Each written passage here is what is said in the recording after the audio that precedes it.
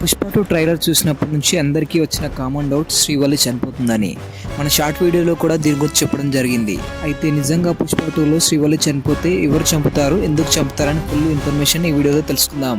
ముఖ్యంగా మనం చూసుకున్నట్లయితే శ్రీవల్లిని ముగ్గురు చంపే ఛాన్స్ ఎక్కువగా ఉంది. వాళ్ళెవరంటే number 1 Jalareddy, number 2 Dakshayani, number 3 Rao Ramesh.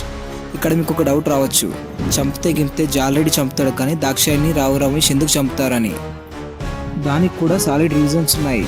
ముందుగా జాలరెడ్డి గురించి తెలుసుకుందాం. జాలరెడ్డికి అమ్మాయిల పిచ్చి చాలా ఎక్కువ, ముఖ్యంగా శ్రీవల్లి అంటే ఇంకా పిచ్చి అని మనకు తెలుసు.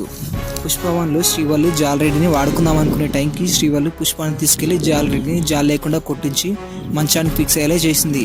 సో జాలిరెడ్డి పార్ట్ 2లో వచ్చి శ్రీవల్లిని చంపే ఛాన్స్ ఎక్కువగా ఉంది. ఇంతవరకు అందరికీ తెలుసు. అయితే దాక్షాయిని శ్రీవల్లిని ఎందుకు చంపుతుంది? మీరు ఒకటి గమనించినట్లయితే పుష్పకి ఉన్న శత్రువులు దాక్షాయిని కూడా ఒకటి. ఆమె ఎంత క్రూరంగా ఉంటుందంటే మంగళం సీను పీక కోసినప్పుడే మీకు అర్థమై ఉంటుంది.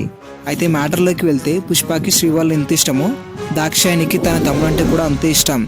ఎగ్జాంపుల్గా చెప్పాలంటే తమ్ముడిని చంపిన పుష్పాని ఏమీ చేయలేదని తన భర్త అయిన మంగళం సీను కూడా చంపాలని చూసింది. తమ్ముడు అంటే ఎంత ఇష్టమో ఈ ఒక్క సీన్లో చూడొచ్చు. దాక్షాయిని తమ్ముడిని కోల్పోయి ఎలా అయితే బాధపడుతుందో అలాగే పుష్ప కూడా బాధపడాలని ఆమె శ్రీవల్లిని చంపే ఛాన్స్ ఎక్కువగా ఉంది. ఒకవేళ దాక్షాయిని పుష్పాన్ని చంపేంత బలం లేకపోయినా శ్రీవల్లిని ఈజీగా చంపేయచ్చు. నంబర్ 3 రావు రమేష్. పైన చెప్పిన జాలిరెడ్డి దాక్షాయిని ఓకే. రావు రమేష్ శ్రీవల్లిని ఎందుకు చంపుతారని కన్ఫ్యూజ్ అవ్వకండి. ఇక మ్యాటర్లోకి వెళ్తే పుష్ప 1లో చూసినట్టయితే సిండికేట్ మొత్తాన్ని చూసుకునేది పుష్ప, కానీ వెనుకాతల ఉండి నడిపించేది రావు రమేష్ గారు. పుష్ప 2 ట్రైలర్లో చూసినట్లయితే రావు రమేష్ గారితో పుష్ప ఒక డైలాగ్ చెప్తాడు, పెళ్ళం మాట వింటే ఎలా ఉంటుందో ఈ ప్రపంచానికి చూపిస్తా అని అంటాడు. దీని ప్రకారం పుష్పని శ్రీవల్లి కొంచెం మంచిగా మార్చే ప్రయత్నం చేసి ఉండొచ్చు.